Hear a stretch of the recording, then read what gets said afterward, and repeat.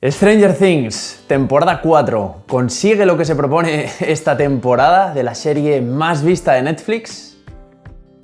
Pues vamos a verlo. Guión. Esta es una historia con un patrón clásico de lucha de fuerzas entre el bien y el mal, hasta ahí nada nuevo. Es un guión que ganó mucho en su primera temporada por lo bien contada que estaba la historia y por el suspense de muchas de sus escenas. El arco de esta temporada es el de cualquier historia de monstruos, es el de ¿conseguirán los protagonistas vencer al monstruo y devolver la paz a la pequeña ciudad de Hawkins? Bueno, voy a ir al grano porque son muchas horas de capítulos y voy a ir al núcleo. El guión de esta temporada tiene muchos aciertos, el principal de ellos, los personajes que ha creado. Siempre lo digo, al final lo que más te atrapa al espectador en una serie son los personajes. Se pasa mucho tiempo acompañando a cada personaje y uno siempre sabe quiere saber lo que termina ocurriendo a cada uno. Y este cóctel que tienen los hermanos Duffer, que son los creadores de la serie, creando estos personajes que son una mezcla entre entrañables, cándidos, ingenuos pero despiertos en un mundo implacable lleno de horrores, funciona como un reloj. Por centrarme en uno, por ejemplo, el personaje de Eleven, la protagonista, la verdad es que tiene un arco muy completo y aparte de esa inseguridad del instituto, a actuar al final con una fuerza y una valentía que son opuestas a cómo empieza la temporada, y todo gracias al proceso de aprendizaje sobre sí misma a lo largo de la temporada. Toda la temporada vive en ese dilema de saber si es ella parte del problema o parte de la solución, y ese juego entre opuestos, entre debilidad y fortaleza, entre creer que no es nadie y que no puede hacer nada y el de cuando cree que puede hacer algo, es muy interesante y me parece un gran acierto de guión. Si a eso le sumas la multitud de tramas que tocan varios palos como la acción, el amor, la amistad, identidad, el bullying, pues es difícil que no conecte esta temporada con la audiencia, sobre todo cuando llevas desde 2016 viendo a estos actores que los has visto crecer, y eso como fenómeno de masas no lo podemos negar, funciona brutal. Ahora bien, es un guion que consigue entretener y a ratos emocionar. No estoy seguro, sin embargo, de que consiga ser tan rompedor como el de esa primera temporada. Al final lo que les mata a estas series tan grandes es la previsibilidad. Por muy oscura que se ponga, al final en realidad ya sabes cómo va a terminar todo más o menos.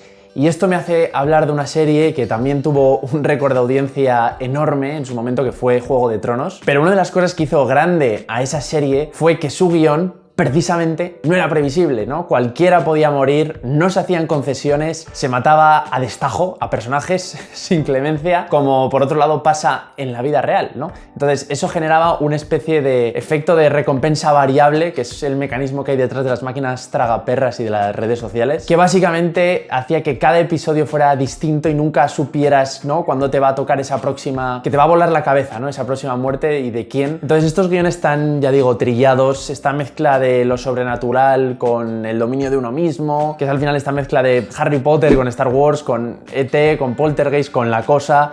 Lo hemos visto tantas veces de otras formas que, aunque nos cambien los personajes, son guiones muy previsibles. ¿Es la previsibilidad algo importante? Hombre, esto recuerdo que lo discutí con un profe de guión. Al final buscamos historias que nos sorprendan pero sin hacer trampa. Esa máxima antigua de guión que dice sorprendente pero inevitable. Pero yo digo que aquí el viaje es más interesante, ya digo, por el desarrollo de los personajes, el arco, por ejemplo, de Eleven, que por ese clímax y esa resolución al final, que es lo de siempre. También es verdad que mucha gente joven que en 2016 le pilló sin haber visto todas esas pelis, pues Harry Potter, Star Wars, etcétera, al final habrán tomado esta serie como ese primer contacto con este tipo de historias y habrá flipado mucho. Y esto explica que se haya convertido en la serie más vista de Netflix. No olvidemos que estas historias que crean mundos tan inmersivos generan en lugar de audiencias fans, hooligans que ya no le dan tanta importancia a estas cosas del guión que comento, como el hecho de volver a esa dosis de esa experiencia ya conocida. Casting.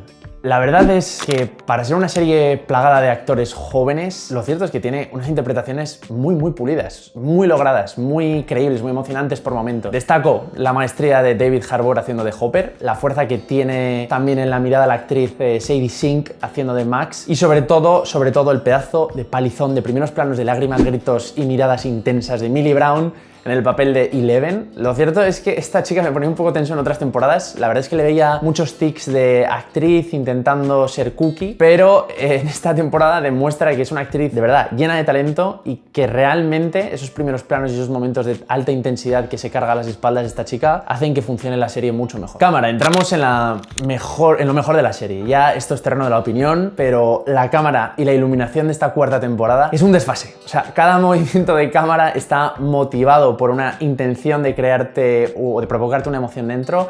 El plano de ese cámara pasando de un general de espaldas a un cenital desde arriba a un plano general del revés frontal, traspasando el suelo con transición a lo mismo en el Upside Down. Por ejemplo, es uno, pero hay muchos de lo lejos que se ha llevado el lenguaje audiovisual en esta temporada y en esta serie. Honestamente, no había visto un lenguaje con la cámara tan cinematográfico, tan cuidado y tan consciente en una serie de televisión. Ese aspecto de negativo que le da a las imágenes el grano para recrear esa década ochentera, con esas lentes, esas Q S4 dándole ese toque cálido, pero también lleno de contrastes a las imágenes, eleva mucho el nivel, ya digo, de la serie gracias al aspecto visual. Sonido y música, otro departamento que brilla en esta serie como en ninguna otra que hubiera visto en la televisión, es el tema del diseño de sonido. Es una pasada el nivel de Foley, cómo está todo tan cuidado a nivel de sonido, los efectos, las transiciones, los fundidos, los ruidos, cómo la serie crea suspense con el sonido. Pero esto es mejor mostrarlo que contarlo. Mire.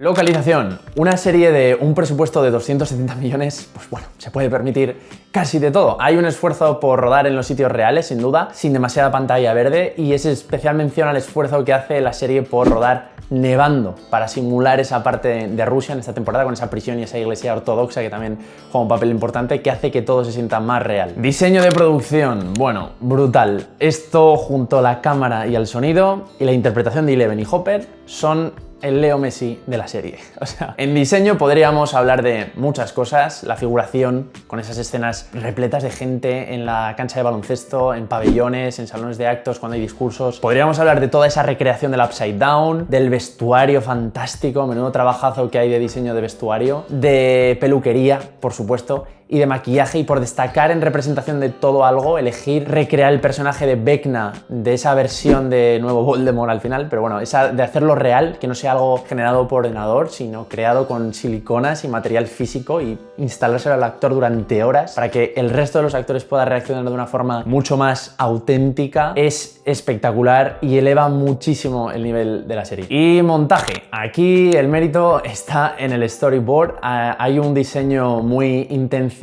de los planos. No es una serie de multicámara, es decir, que no hay un montón de cámaras ahí rodando y luego se lo pasa uno al montador y ala, que haga lo que pueda con eso para que funcione de la forma más eficaz. Y no, aquí no se trata de eso. Hay un movimiento de cámara, de acercamientos, de alejamientos, de paneos, de subir, de bajar, en fin. Se nota que hay un diseño previo a rodaje, después de guión, en donde se ha pensado cómo montar un plano con el siguiente en la sala de montaje, y el resultado es una serie que en lo visual y en lo narrativo es impecable. En resumen, es una serie que consigue lo que se propone, se siente honesta a nivel de emociones, creíble y por momentos hasta emotiva. Aquí entro ya en el terreno de la opinión, no es análisis, pero al final es la única forma que se me ocurre de cerrar esto. Esta serie triunfa por la razón de que tiene un ejército de fans que ha crecido a lo largo de los años con los personajes, también la fuerza que te da un mundo de ciencia ficción y fantasía con personajes que te llegan a la fibra, pero lo más brillante que hace que esta serie juegue en otra liga es el aspecto técnico, en concreto la cámara, la iluminación y el sonido.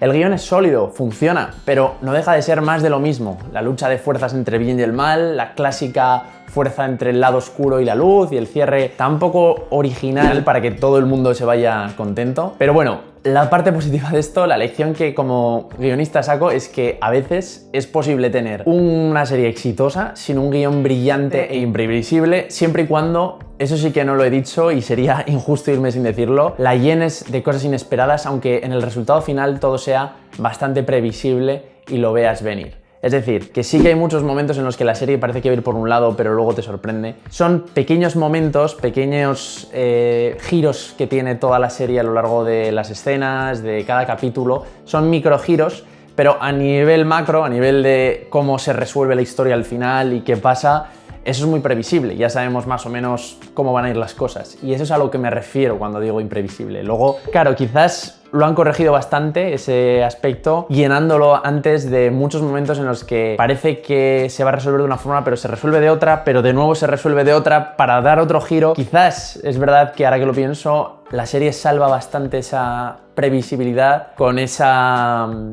todos esos momentos bastante imprevisibles a lo largo de la serie previamente.